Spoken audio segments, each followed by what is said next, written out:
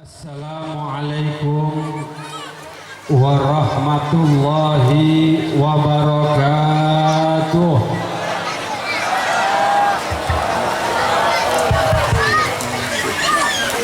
Ini kurang semangat kayaknya nih. Kurang mantap kayaknya jawab salamnya nih. Ini bocil, coba diam dulu bocil. Jawab salam saya. Insyaallah mudah-mudahan dengan berkat salam Allah berikan kepada kita semua keselamatan.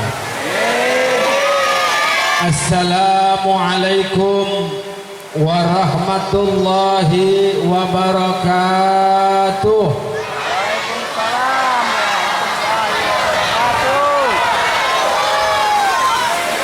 Bismillahirrahmanirrahim. Alhamdulillahi rabbil alamin. Wa bihi nasta'in ala umuri dunya waddin. Wa sallallahu ala sayyidina Muhammadin wa ala alihi wa sahbihi ajma'in. Allahumma fasalli wa sallim ala sayyidina Muhammadin al-fatihi lima ukhliq wal khatimi lima sabaq nasiril haqqi bil haqq wal hadi ila siratikal mustaqim wa ala alihi wa sahbihi haqqa qadrihi wa miqdarihi al-azim. أما بعد يقول الله تعالى في كتابه الكريم أعوذ بالله من الشيطان الرجيم بسم الله الرحمن الرحيم ومن يعظم شعائر الله فإنها من تقوى القلوب وقال النبي صلى الله عليه وسلم Ya Aba Hurairah, mur ahlaka bis salati wa ya'tika rizqu min haitsu la tahtasib. Wa qala al-Imam Al-Junaid Al-Baghdadi, man hadara maulidar Rasul wa azzama qadrahu faqad faza bil iman. Sadaqallahul azim wa sadaqan nabiyul karim wa nahnu ala dhalika minasy syahidin walhamdulillahi rabbil alamin. Al mukarramun wal muhtaramun, para alim ulama, para hujjaj, para asatid yang alhamdulillah banyak pada malam hari ini kita kedatangan para ahli-ahli ilmu, wabil khusus yang sama kita cintai, yang sama kita hormati, guru kita yang barusan sudah meninggalkan ini tempat, Al-Habib Abdullah bin Idrus bin Taha Al-Haddad. Kita doakan mudah-mudahan beliau senantiasa dirahmati oleh Allah Subhanahu wa taala. Dan juga yang sama kita hormati guru kita selaku pengajar tetap di majlis apa nih? Musola apa namanya? Nurul Ihsan apa Al Ihsan? Oh, ada nih, Musola Nurul Ihsan. Guru kita Kiai Haji Lisa Ilyasa, kita doakan mudah-mudahan senantiasa dirahmati oleh Allah Subhanahu wa taala. Dan juga yang sama kita hormati, di sini ada Kiai Ubay Mahdi, kita doakan mudah-mudahan senantiasa dirahmati oleh Allah. Dan juga Al Ustad Ahmad Dimyati, dan juga para sesepuh, para ustadz-ustadz yang lain, para aparatur pemerintah, kita doakan mudah-mudahan mereka semua senantiasa dimuliakan oleh Allah Subhanahu wa taala. Hadirin hadirat kaum bapak, kaum ibu yang dirahmati oleh Allah Subhanahu wa taala. Allah Subhanahu wa taala berfirman di dalam Al-Qur'an. Kata Allah, "Wa man yu'azzim sya'airallahi fa innaha min taqwal qulub." Siapa saja yang mengagungkan syiar-syiar Allah, tanda-tanda kebesaran Allah, maka sesungguhnya itu timbul dari ketakwaan hati. Makanya para hadirin ma'asyiral muslimin rahimakumullah, memperingati Maulid Nabi Muhammad sallallahu alaihi wasallam, kita merayakan hari lahirnya Nabi Muhammad sallallahu alaihi wasallam. Ini merupakan tanda, satu alamat bahwasanya hati kita bertakwa kepada Allah Subhanahu wa taala. Kenapa? Karena orang yang mengagungkan syiar-syiar Allah, yang mengagungkan tanda-tanda kebesaran Allah, maka itu menunjukkan dia punya hati bertakwa kepada Allah Subhanahu wa taala. Di antara tanda kebesaran Allah Subhanahu wa taala ialah dilahirkannya Nabi kita Muhammad sallallahu alaihi wasallam. Dengan sebab dilahirkan Nabi kita Muhammad sallallahu alaihi wasallam, kelahiran yang sangat agung, kelahiran yang sangat luar biasa. Tidak ada satu kelahiran yang disambut sedemikian rupa, sedemikian hebat kecuali kelahiran Nabi kita Muhammad sallallahu alaihi wasallam. Makanya patut bagi kita sebagai umatnya yang mengaku cinta kepada Nabi Muhammad sallallahu alaihi wasallam, hendaknya kita merayakan, hendaknya kita bersyukur, hendaknya kita bergembira di saat hari lahirnya Nabi Muhammad sallallahu alaihi wasallam. Meskipun harinya sudah jauh, karena Nabi Muhammad dilahirkan 12 Rabiul Awal kata ulama. Ada yang mengatakan juga 9 Rabiul Awal. Tapi tetap namanya kecintaan, namanya orang yang senang dengan Nabi Muhammad, tidak merasa puas dengan hanya merayakan maulid di bulan 12 Rabiul Awal, terus merayakan maulid. Ini bulan apa sekarang nih? Udah Rabiul Akhir, Rabiul Tsani. Ini maulid bakalan ada terus sampai kapan? Sampai puasa. Sakingan apa? Sakingan kita ini sangat rindu, sangat puas, dan sangat cinta dengan Nabi kita Muhammad sallallahu alaihi wasallam. Hadirin hadirat kaum bapak, kaum ibu yang dirahmati oleh Allah Subhanahu wa taala. Kenapa kita ini harus memperingati hari lahirnya Nabi Muhammad sallallahu alaihi wasallam?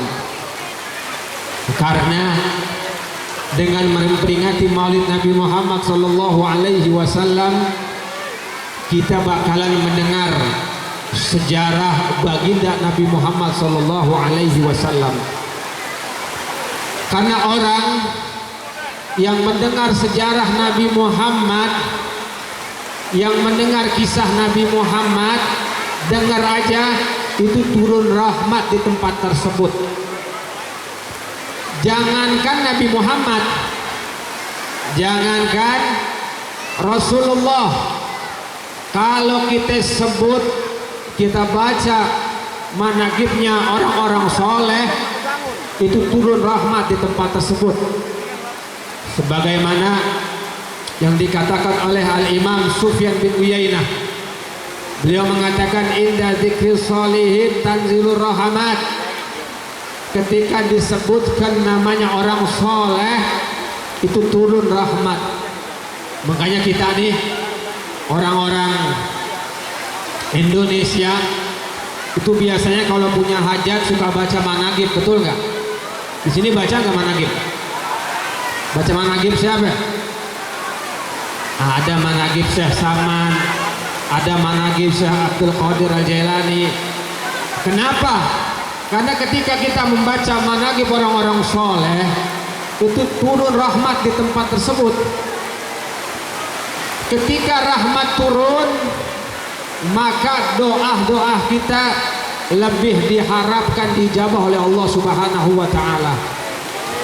Dan pada malam hari ini yang kita sebut bukan namanya orang-orang soleh, tapi yang kita sebut namanya pemimpin orang-orang soleh, pemimpin para nabi, pemimpin para rasul, ialah nabi kita Muhammad sallallahu alaihi wasallam. Maka kita harus yakin pada malam hari ini kita semua kebagian rahmat dari Allah Subhanahu wa Ta'ala. Mungkin di sini ada yang punya hajat, mudah-mudahan hajatnya cepat dikabul oleh Allah Subhanahu wa Ta'ala. Mungkin ada saudara kita yang sakit, mudah-mudahan Allah sembuhkan penyakitnya dengan keberkatan pembacaan Maulid Nabi Muhammad sallallahu alaihi wasallam. Hadirin hadirat, kaum bapak, kaum ibu, ini lanjutnya ini. Hujan. Ntar Habib pulangnya kebanjiran ini.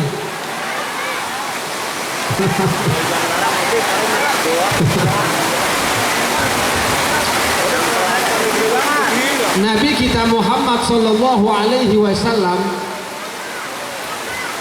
ialah satu-satunya nabi yang mempunyai sifat rahmat yang luar biasa.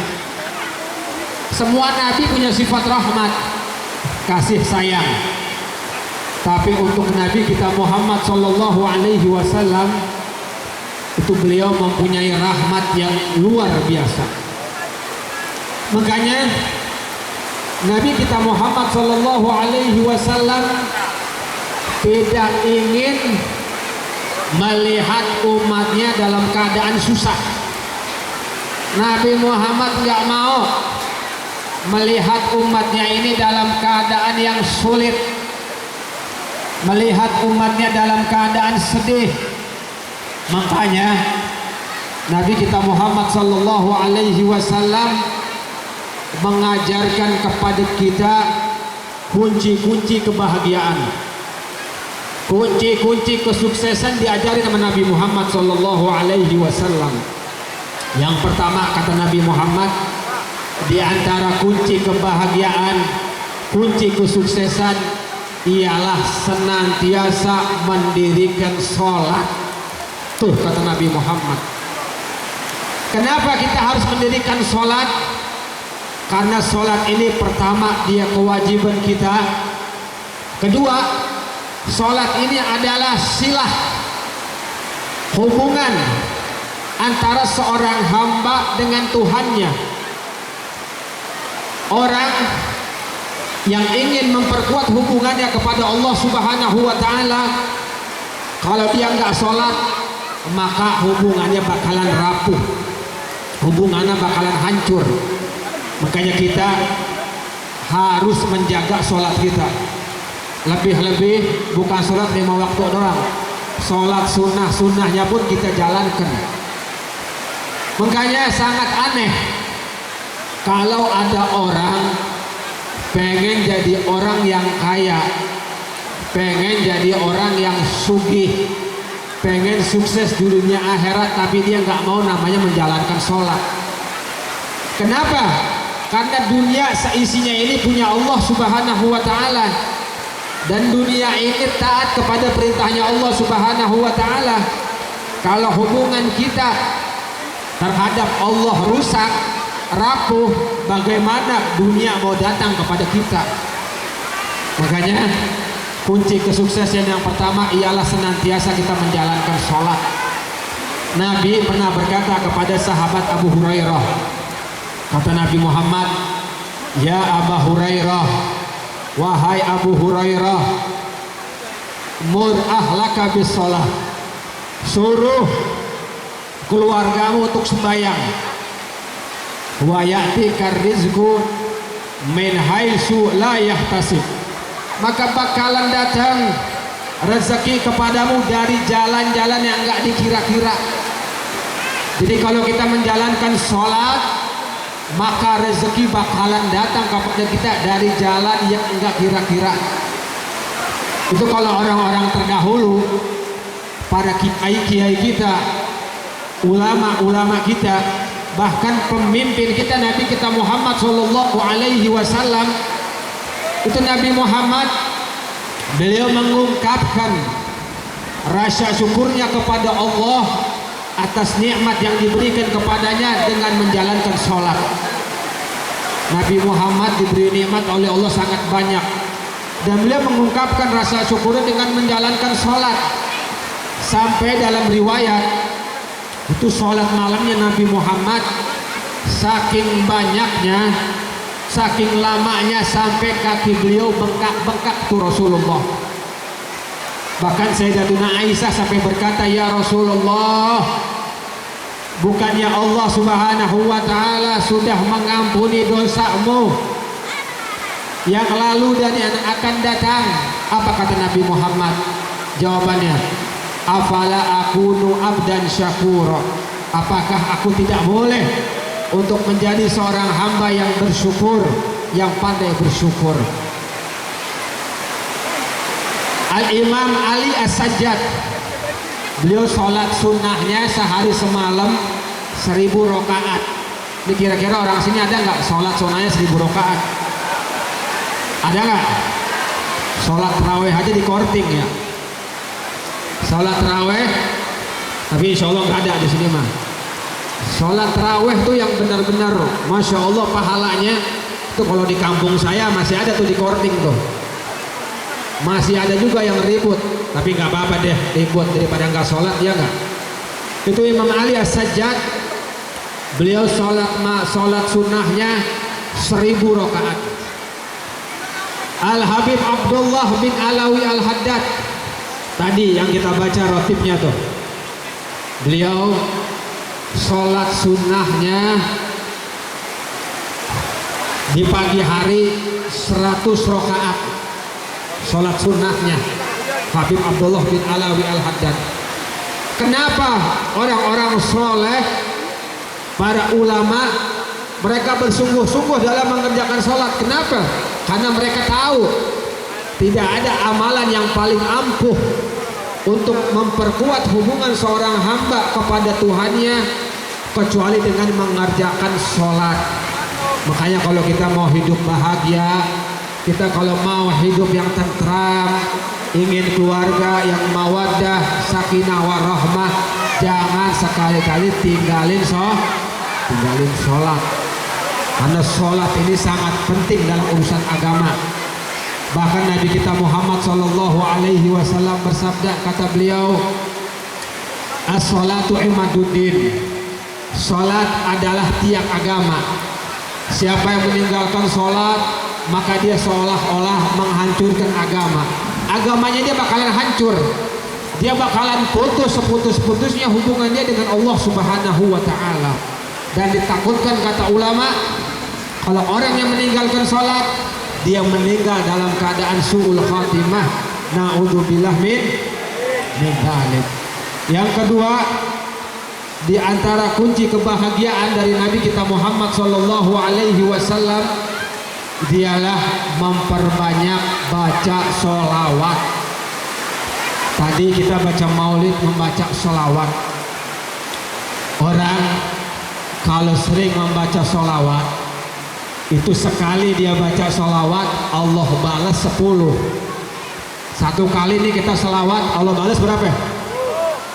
10. Untung gak kita? Untung banget. Bahkan kalau dibalik aja kita masih untung. Orang yang baca selawat 10, Allah balas 1, itu kita udah untung banget. Dan ini enggak. Orang yang baca selawat 1 kali, Allah balas selawat 10 kali. Makanya seseorang yang membaca selawat kepada Nabi Muhammad itu ada malaikat khusus yang bakalan nyampein selawat dan salam kita kepada Nabi Muhammad Shallallahu Alaihi Wasallam. Makanya nama kita, dan bahkan bukan nama kita doang, nama orang tua kita sampai ke telinganya Nabi Muhammad Shallallahu Alaihi Wasallam. Kita senang nggak kalau nama kita disampaikan kepada Nabi Muhammad? Bahkan bukan nama kita doang, nama kedua orang tua kita disampaikan sama Rasulullah Shallallahu Alaihi Wasallam. Makanya kata ulama, di antara sebab yang menjadikan seseorang itu berbakti kepada kedua orang tuanya ialah dengan memperbanyak sholawat. Karena dengan dia membaca sholawat, maka dia sudah menyetor nama orang tuanya dan nama dia sampai ke telinganya Nabi Muhammad Shallallahu Alaihi Wasallam. Makanya Bu, bapak-bapak, kenapa nabi-nabi terdahulu umurnya panjang-panjang? Nabi terdahulu umurnya panjang-panjang. Nabi Adam, Nabi Nuh, Nabi Musa umurnya panjang-panjang. Kenapa? Karena supaya biar umatnya nanti kalau ketemu, umatnya ketemu, nanti kalau ngaku bisa dipercaya saksiannya. Ya Nabi Musa, aku umatmu. Oh iya benar, dulu kita ketemu di dunia. Makanya umurnya panjang, mau dikasih panjang. Tapi kalau Nabi Muhammad, kita ketemu gak sama Rasulullah? Gak ketemu. Umurnya Nabi Muhammad 62 tahun. Tapi bagaimana cara agar Nabi Muhammad kenal sama kita nanti di yaumil kiamah? Yaitu dengan kita memperbanyak baca selawat. Kalau kita baca selawat nih, maka kita ini sudah mengirim nama kita dan nama kedua orang tua kita. Nanti di yaumil kiamah, ketika kita mengatakan kepada Rasulullah, ya Rasulullah, saya ini umatmu. Iya betul. Karena dulu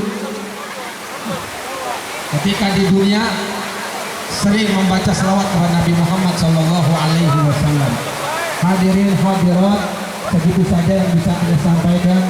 Kurang lebihnya mohon maaf. Wal afu minkum. Wassalamualaikum warahmatullahi wabarakatuh.